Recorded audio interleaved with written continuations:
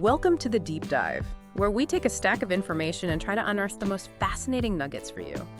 Today, we're embarking on a deep dive into a place that, well, it really lives up to its nickname, the Land of Enchantment.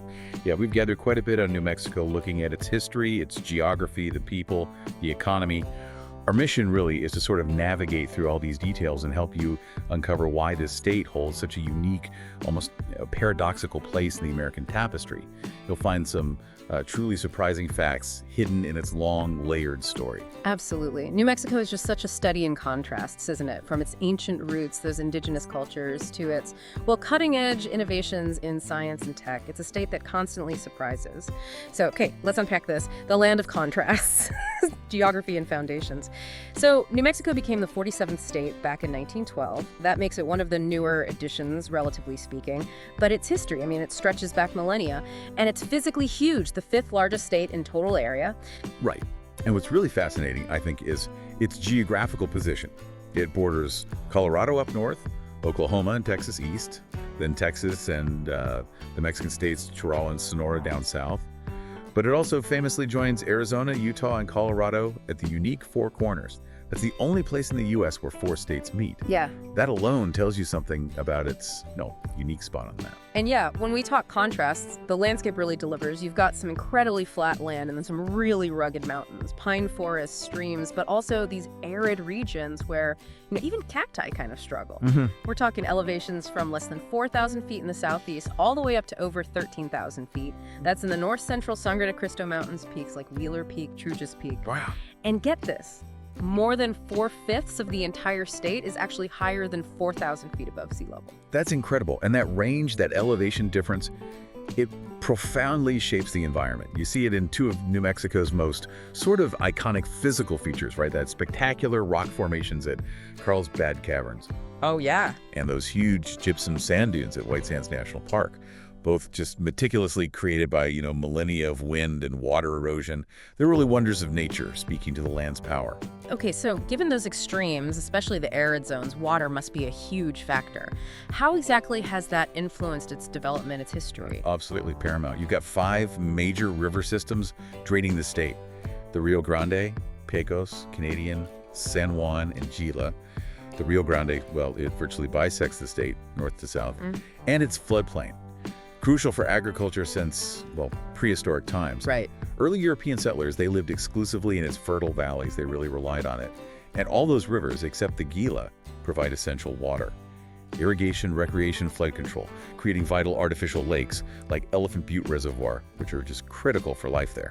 Climate, life, and cultural tapestry. Thinking about those arid regions, you might picture New Mexico as just always hot and dry. But here's something that really stirred me. Its climate is actually often described as pleasant. It's a major draw for retirement or, health relief. Yeah, it's interesting. The average annual temperature is in the mid-50s Fahrenheit, which sounds mild, but the extremes can range from nearly 120 degrees F down to the negative 50s. Wow, that's a massive swing. It is, and elevation is way more of a factor than latitude. Temperatures drop about 5 degrees Fahrenheit for every 1,000-foot increase. It really does. And this diverse climate, it supports incredible biodiversity.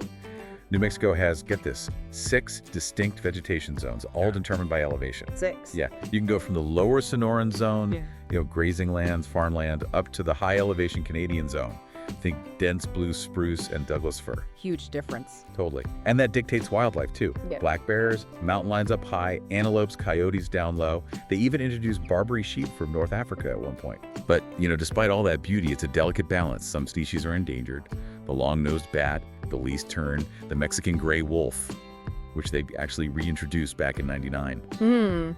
That delicate balance is really striking. So, with such a unique, sometimes harsh environment, how have these things shaped the human story, the people of New Mexico? Well, New Mexico's population reflects a really complex, layered history. It's a true blending of cultures.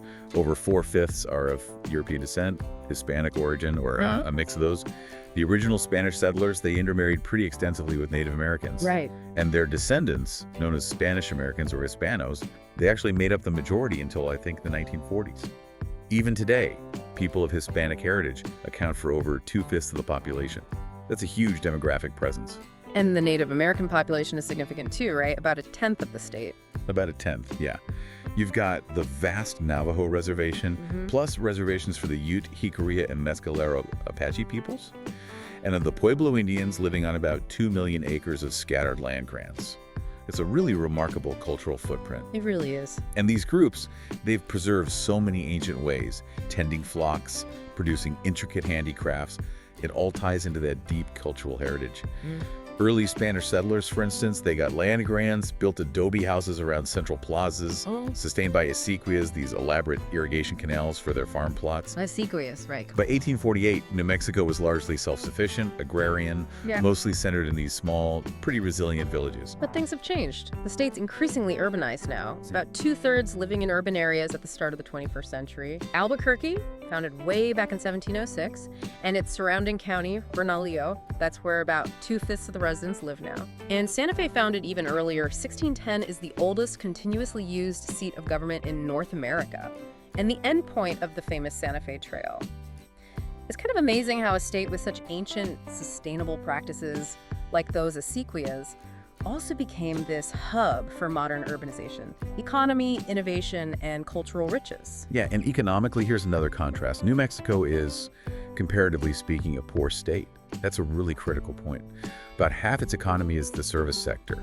Much of the rest is extractive stuff, mining, oil production, and government spending makes up nearly a quarter of the state's economy. So there's this significant reliance on sort of outside demands, which can make it vulnerable. That is a striking contrast, especially with its high-tech side we hear about. How does that deep agrarian tradition fit into the modern economy, given those historical water challenges? Agriculture, while it has those deep agrarian roots, has definitely evolved. You know, the Spanish explorer Coronado noted the critical need for water way back in 1540. That challenge hasn't gone away. Still relevant today. Absolutely. Irrigated farming is still the most important type. But the key products have shifted somewhat since the 90s. Now it includes milk, sorghum, wheat, hay, chili peppers, the staple and onions. It's quite a sophisticated system, despite the dryness. So even with those challenges, the natural resources are still plentiful. Oh, definitely. The Spanish initially came looking for gold and silver, and while they still find some, it's mainly byproducts from copper smelting now, mostly down in Grant County. But New Mexico also produces more than 4/5 of all U.S. potash. That's mainly for fertilizers. 4/5? Wow. Yeah, and it's the country's leading producer of perlite. It's a natural glass used in construction, horticulture, all sorts of things, because it's lightweight and insulates well. And then oil and natural gas, they bring in about half the state's income from natural resources, mostly from the southeast corner and the San Juan Basin up north. Okay, so it's not just raw materials then, because New Mexico is also this major leader in high-tech industries. Nuclear weapons, energy research, Los Alamos National Lab, Sandia National Labs in Albuquerque, and an offshoot of that is private manufacturing ordnance, electronics, precision instruments. It's just such a fascinating juxtaposition. Ancient landscapes, deep traditions, alongside cutting-edge science. That blend of tradition and innovation is absolutely key to understanding New Mexico. It really is. Take coal, for example. Production went up and down historically. Now it's important for thermoelectric power. But critically, we're seeing this increasing shift. More solar power, more wind turbines, geothermal plants. It's a state really grappling with this energy past while trying to embrace its future. And one of the most, enchanting aspects, quite literally, is tourism. It's New Mexico's leading industry, right? Millions of visitors every year. Huge. You think of the Albuquerque International Balloon Fiesta, just incredible, one of the biggest in the world every October, or the Indian ceremonials, the ancient ruins like Tas Pueblo. Major attractions offering this window into deep history. Right. And beyond the big names like Carlsbad Caverns or White Sands, you have these incredible cultural and historical treasures. Jocko Culture, National Historical Park, El Morro National Monument, the Gila Cliff Dwellings. These places let you dive deep into those historical layers we've been talking about. It all culminates in this really unique cultural life, doesn't it? This fusion of Spanish American, Native American, and Anglo-American influences. So many writers and artists have been profoundly shaped by it. And Scott Momaday, Rudolfo Anaya, George O'Keeffe, of course. It really makes you wonder, how exactly do we see this rich cultural heritage alive today? Well, Native American artwork, for one. A high-quality pottery, each village has its own distinct design. Famously revitalized by Maria and Julian Martinez, the master potters, and the iconic Navajo blankets, world-renowned. The Santa Fe Indian market draws artists from maybe 100 different tribes, and traditional dances are kept alive at tons of fiestas, like the Intertribal Indian Ceremonial in Gallup. It's a very living heritage. Even the architecture tells the story. You see how Indian Pueblo buildings were modified by Spanish settlers? And today, state houses, public buildings, they're often built in this distinctive, modified Spanish mission style. That deep history is just embedded in the state's identity, visually and culturally. A look back and forward. History and modernity. Yeah, and the history itself is just long and complex. It goes way back before Europeans. Its first inhabitants were Native American groups, farming and hunting for at least 10,000 years. Groups like the peaceful Pueblo Indians with their sophisticated irrigation, and later, the more aggressive Navajo and Apache groups arrived. Then came the Spanish. Driven by those legends of the 7 golden cities of Cibola, that brought Coronado in 1540, though his journey didn't exactly pan out gold-wise. No, it was fruitless in that sense. It wasn't really until Juan de Oñate in 1595 that the first permanent settlements took hold, and Santa Fe became the capital in 1610, establishing that European foothold that would last. But it wasn't smooth sailing. Not at all. Attempts to basically eradicate Indian religion led to the really significant Pueblo Rebellion of 1680. That actually pushed the Europeans completely out for 12 years before the Spanish managed to reassert control. Wow, 12 years. Yeah, and throughout Spanish rule, and then later Mexican rule starting in 1821, New Mexico stayed largely isolated, underdeveloped, always facing threats, French traders, constant Apache and Comanche attacks. It was a tough frontier. So that isolation started to break down with Lieutenant Pike. Right, U.S. Army Lieutenant Zebulon Montgomery Pike's expedition in 1806-07, and then the opening of the Santa Fe Trail. That really paved the way for the eventual conquest. U.S. forces took New Mexico in 1846 during the Mexican-American War. It became a U.S. territory in 1850. Okay. And the late 19th century, that saw the big cattle industries booming, and also those infamous range wars. Figures like Billy the Kid, Pat Garrett, they became part of American folklore then. Right. And the arrival of the railroad, the Atchison, Topeka, and Santa Fe Railway in 1880 that brought a new wave of immigration, significant economic growth, really opening up the territory. So what forces really reshaped it as it moved towards finally becoming a state and then into the 20th century? Well, after it became a state in 1912, New Mexico sort of kept its frontier image for a while. But there were powerful forces already transforming it. The automobile, for instance, ended the isolation of a lot of remote villages. The New Deal connected rural New Mexicans to federal government programs like never before. And then World War II, that was a major, major catalyst for radical change. That's when places like Los Alamos became, well, the center for creating the first atomic bomb in 1945. Huge impact on the state's identity. Absolutely. And after the war, military activities just kept going. It led to the population nearly doubling between 1940 and 1960. Doubling. Yeah, rapid growth. But even with that growth and that high-tech presence, New Mexico still remains one of the poorest states. It receives more federal funding per capita than any other state. That's largely due to lower average income, higher unemployment.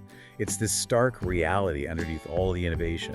And that kind of leads us to think about some ongoing challenges too, like the Waste Isolation Pilot Plant, or WIPC.